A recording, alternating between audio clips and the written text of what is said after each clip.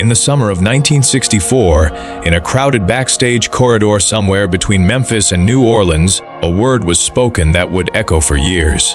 Not on a stage, not through a microphone, not in front of a screaming crowd, but in a narrow hallway between two artists who saw music in completely different ways. One word, one verdict: amateur. The man who said it was Ike Turner, one of the most formidable, ferocious, and feared forces in rhythm and blues. The person he said it about was a 21-year-old girl from Port Arthur, Texas, who had barely slept in 3 days, who smelled like cigarettes and whiskey, and who was still trying to figure out exactly who she was supposed to be. Her name was Janis Joplin, and she was not going to forget that word for a very long time.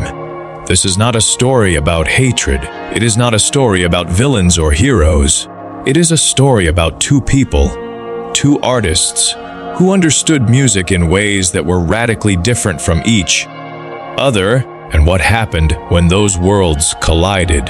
It is a story about what a single word can do to a person, and it is a story about what one night on a stage can undo. But before we get to that night, before we get to the moment that left even Ike Turner without a response, we need to understand where both of them came from. Because neither Ike Turner nor Janis Joplin arrived at that hallway by accident. They were both shaped by something deep, something relentless, something that had been pressing against them their entire lives.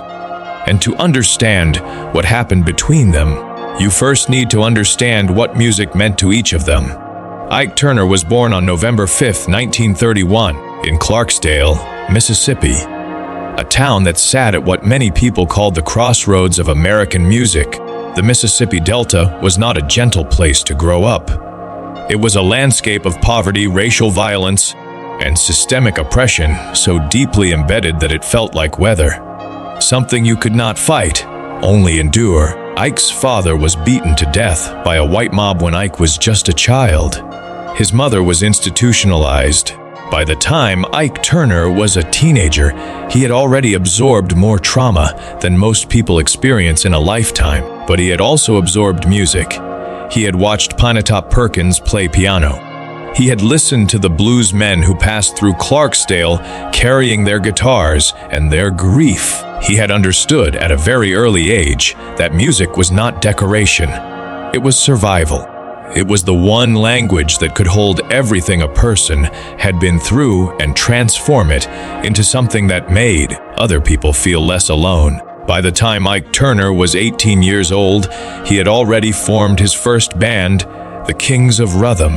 By the time he was 19, he had co-written and recorded what many music historians consider one of the very first rock and roll records in history, Rocket 88, released in 1951.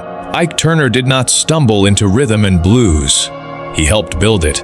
He helped define it.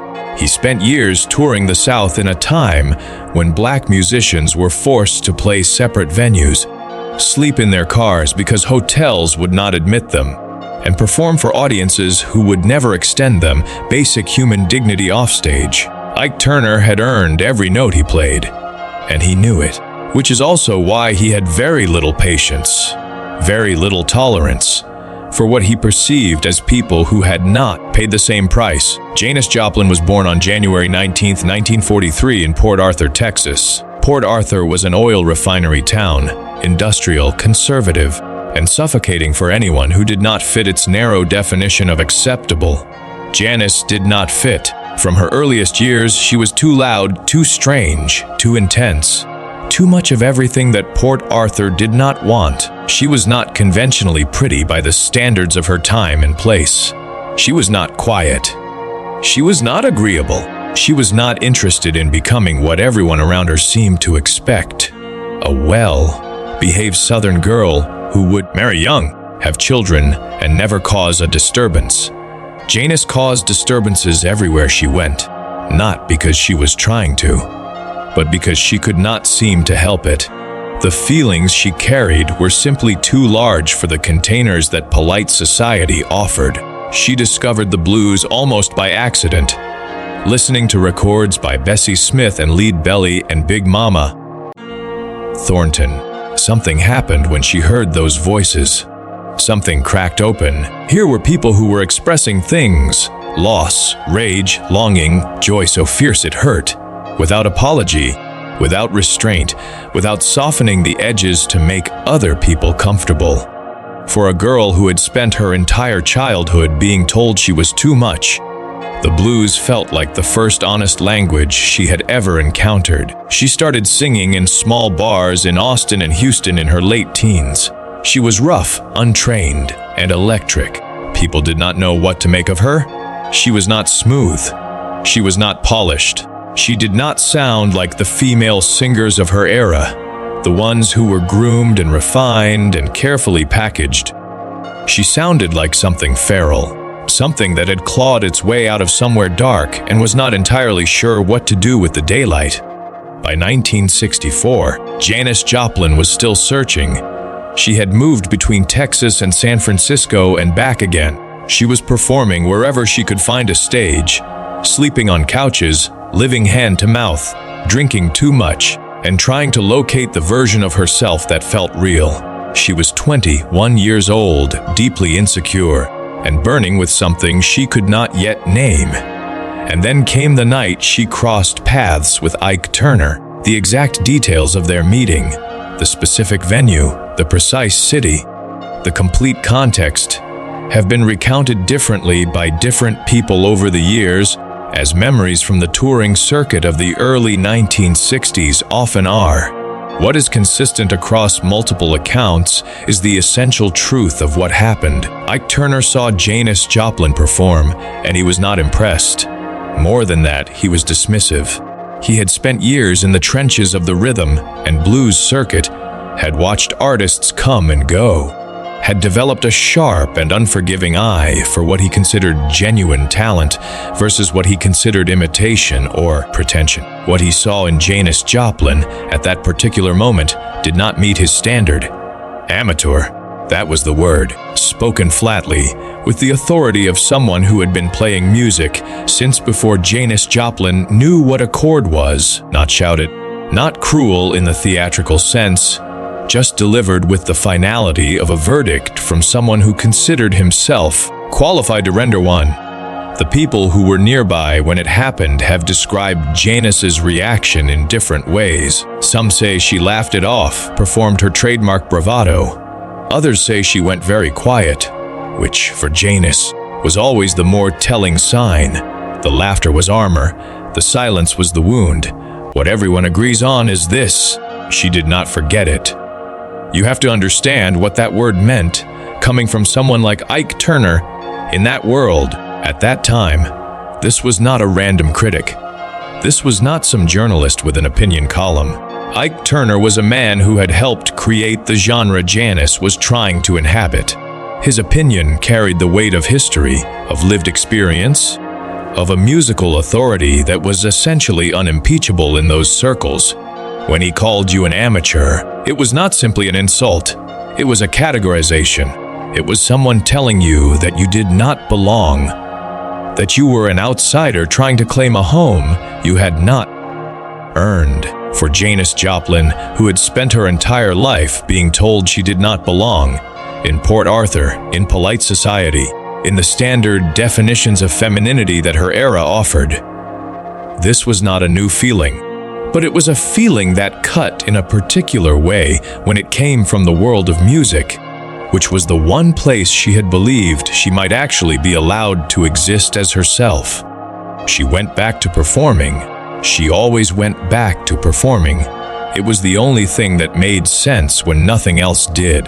The months that followed were a period of intense, almost desperate artistic searching for Janis. People who knew her during this time have described her as someone who was simultaneously falling apart and assembling herself, shedding old habits of performance, old borrowed gestures, old ideas about what a singer was supposed to do, and replacing them with something rawer and more personal. She was listening more carefully to the blues records she loved. She was letting herself go to places emotionally on stage that she had previously held back from, afraid of being too much, afraid of losing her audience, afraid of exactly the kind of dismissal she had already received. She was also drinking more, and she was becoming more reckless in ways that worried the people who cared about her. There was a self-destructive quality to Janis Joplin's intensity that was always present, but it sharpened during this period, as though she had decided, on some level, that if she was going to be dismissed anyway, she might as well be entirely, unapologetically herself. Then came the invitation to San Francisco. By 1966, the Haight-Ashbury neighborhood of San Francisco had become the center of something that was not yet fully named. A cultural eruption that would eventually be called the counterculture, the summer of love, the psychedelic revolution.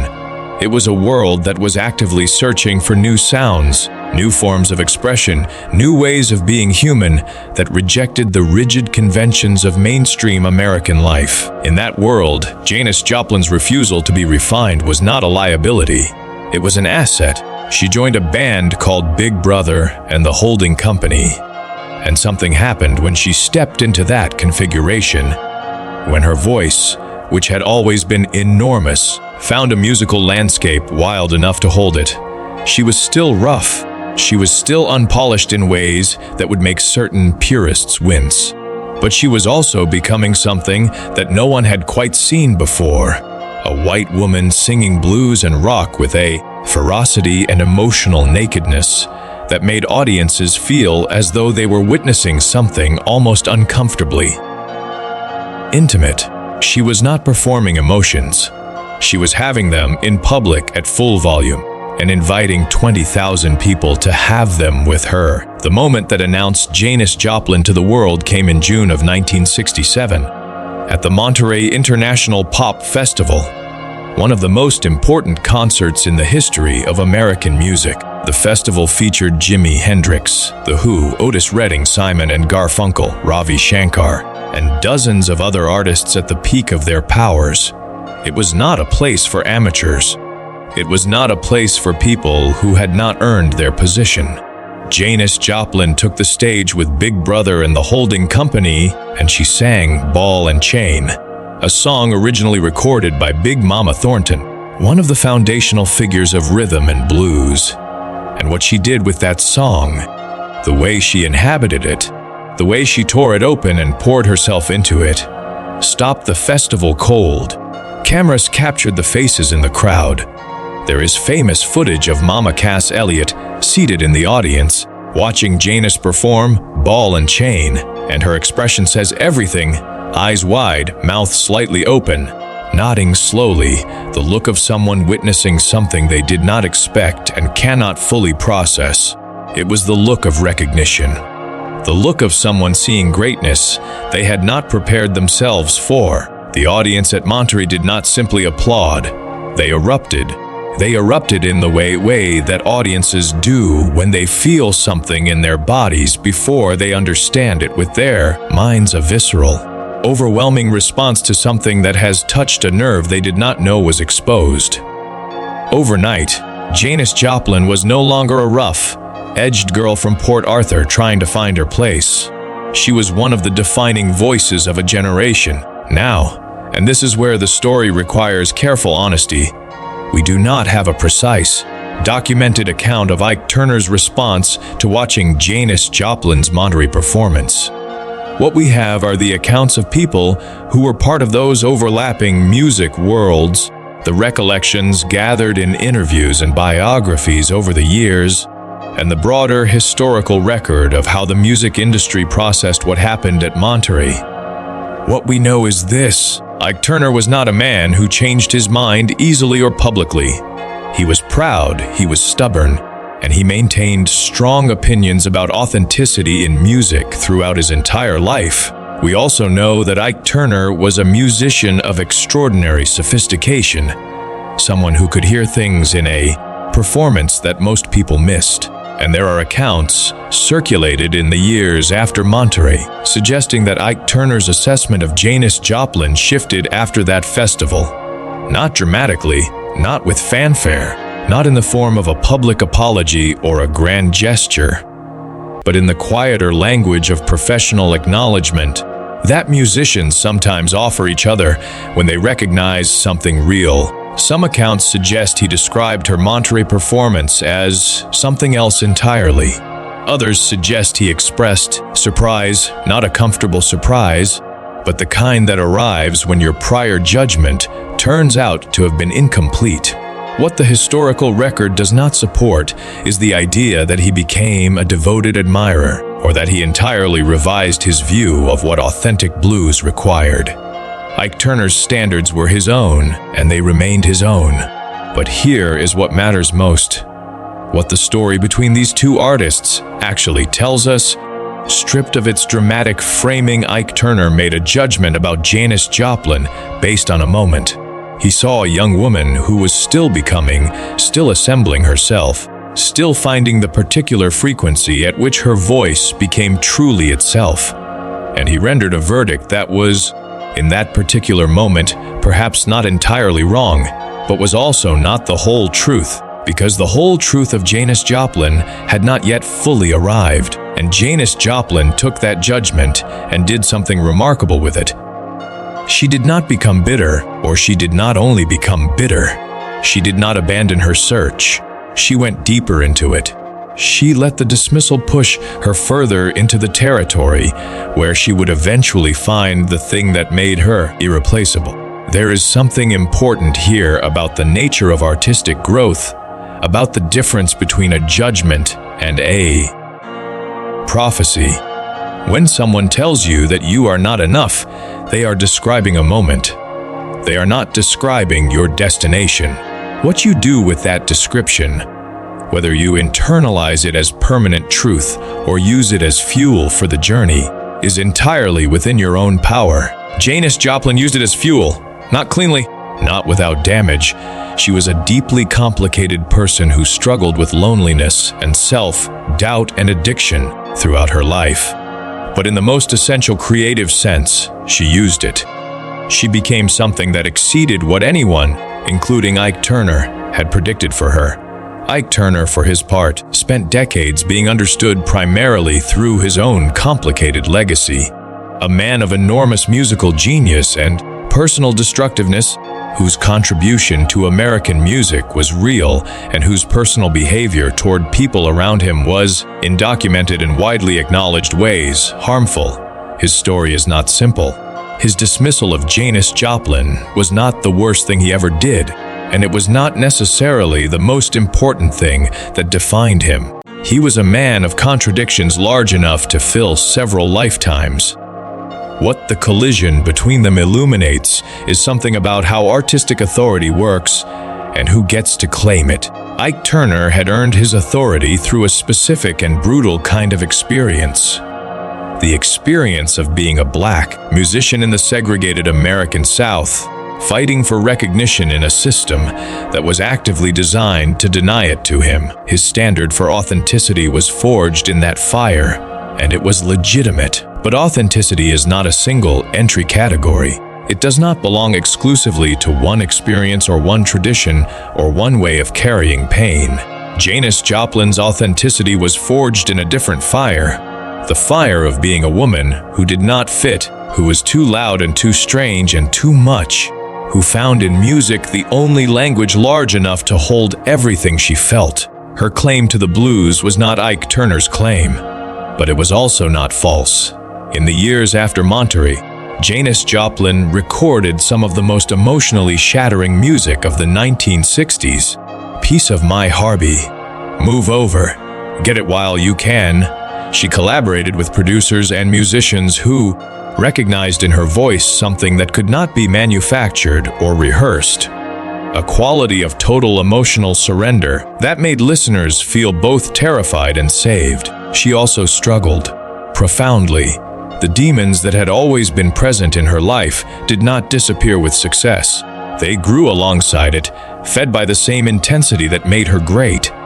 She was lonely in ways that fame could not touch. She was searching for something that stages and crowds could not provide. An ordinary kind of love, an ordinary kind of belonging that she had never quite been able to find.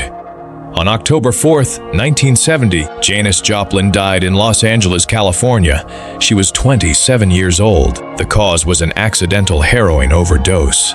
She had been in the studio just days before, recording what would become her final album, Peril, which was released posthumously in January of 1971 and became one of the best-selling albums of her career.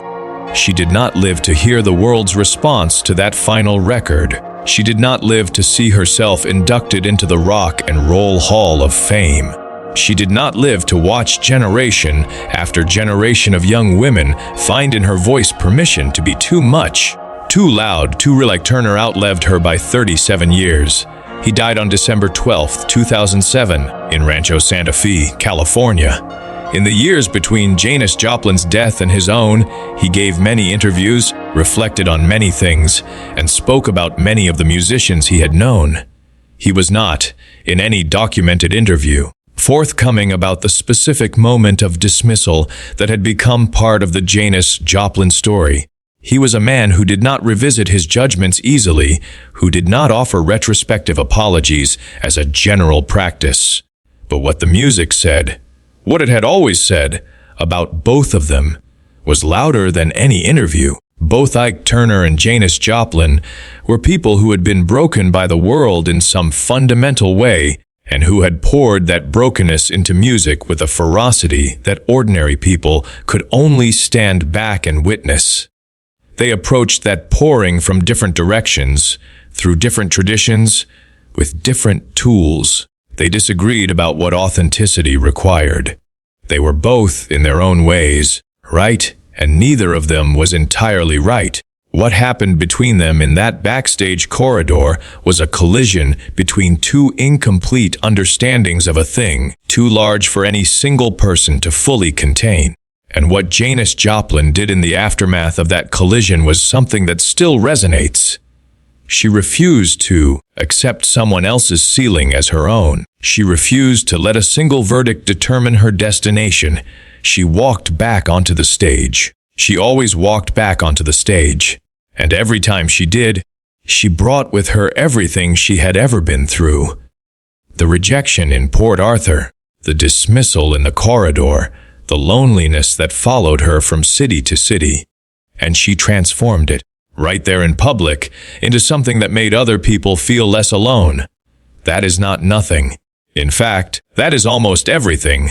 The story of Janis Joplin and Ike Turner is not, in the end, a story about revenge. It is not a simple story about a villain and a hero. It is a story about how two people from entirely different worlds, different traditions, different experiences, different definitions of what music owed and demanded, looked at each other and could not fully see what the other was. It is a story about the limits of judgment and the stubbornness of talent, and the way that real artistic identity cannot be killed by dismissal, only delayed. Ike Turner said one word.